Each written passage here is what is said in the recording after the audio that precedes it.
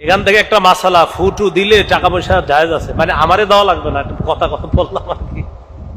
এখান থেকে একটা মাসালা যে ফু দিলে আপনার ওই যে হাদিয়া দেওয়া ওইটা জায়েজ আছে।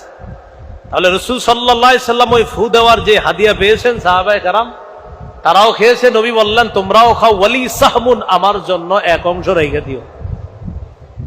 যাই হোক, তো নবীজি বললেন সব ঠিক আছে, আচ্ছা তুমি কি বইরা ফু দিছো, ভালো হয়ে গেছে? তো বললেন হুজুর আপনি বলছেন সূরা ফাতিহা, এটাকে বলছেন শিফা। সূরা ফাতিহার একটা নাম শিফা, এটা আরোগ্যের সূরা। এই সূরাটা হুজুর আমি 7 বার বইরা ফু দিছি, ভালো হয়ে গেছে। নবীজি বললেন হ্যাঁ ঠিক কাজ করছো তুমি। তাহলে আমাদের কোনো ঝামেলা হইলে, সমস্যা হইলে আমরাও কয়বার সূরা ফাতিহা পড়বো?